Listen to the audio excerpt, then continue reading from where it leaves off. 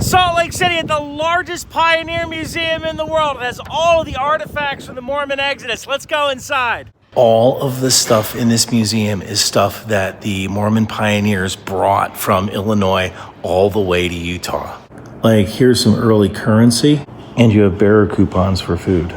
And this here is the cane of Dr. Willard Richards. Joseph Smith and his brother were imprisoned in Carthage jail, and when an angry mob attacked the jail to kill Joseph and Hiram Smith, Dr. Willard Richards deflected the bayonets and the rifles with his cane, although that didn't work. This here is the Prophet Brigham Young's razor, and here are his finest spectacles.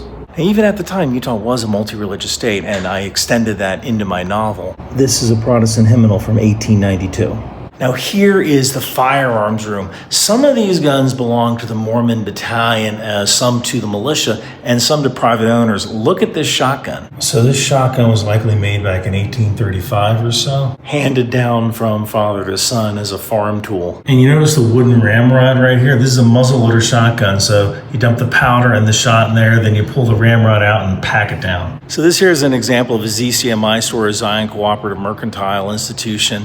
Essentially, this store was set up by the pioneers because they kept getting ripped off by non-Latter-day Saints. In my world of the last republic, ZCMI stores still exist, and they're a pretty big department store chain in Deseret, and they even have ZCMI Express.